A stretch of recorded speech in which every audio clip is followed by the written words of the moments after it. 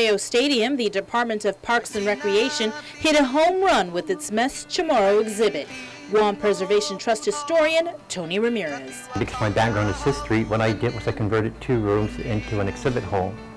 Now, it is not the Guam Museum.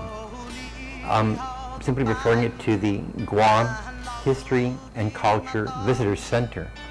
And the model that I've actually used is when you're traveling, and I've seen this all over the world now, when you're at the airport, for example, San Francisco or the George Bush Sr. Airport, International Airport, just by being at the airport, you see all these exhibits about the history of Texas, the history of California, and there are multiple. It could be baseball history about the baseball teams of San Francisco, the football team, and all that.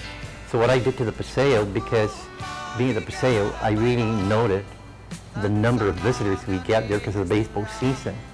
So these people now who are visiting the Paseo Stadium can view the baseball and enjoy the baseball, but at the same time, come down and visit on the first floor, the visitor center of Guam's history and culture. And that's how the whole project came about. According to Ramirez, 3 exhibits were on display, one commemorating the 95th anniversary of the Guam flag. I have also an exhibit on the SMS Cormorant. This was the German ship that was scuttled also in 1917. And that's a larger exhibit. And it's very interesting to connect to these historical timelines.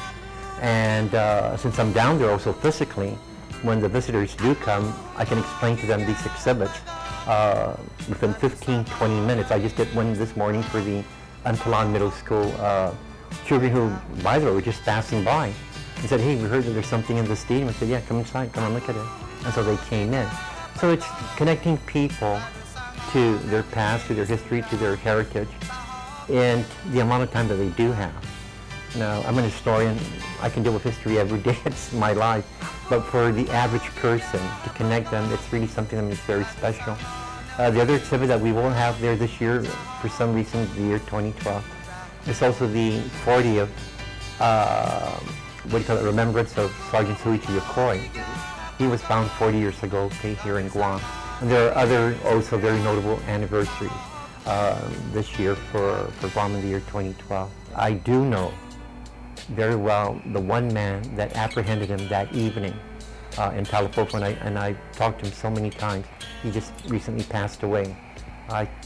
All the gratitude from Mr. Manuel de Gracia. Very, very informative about that incident, that episode of Yokoi.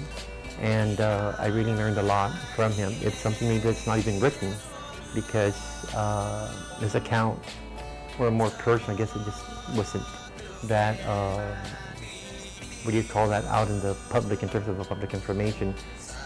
Many times when things do happen in history, the pivotal person gets the limelight, like Yokoi, but who are the individuals within that circumstances that were also pivotal in terms of in this case, in the apprehension of Yokoi back then in 1972.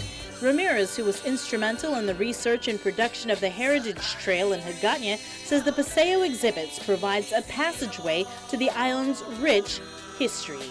Our visitor center at the Paseo Stadium, again, is basically providing these historical footnotes that can connect people to what had happened here on the island, and how this particular period of history in some way has affected them, or in some way gave light into the historical development of the island.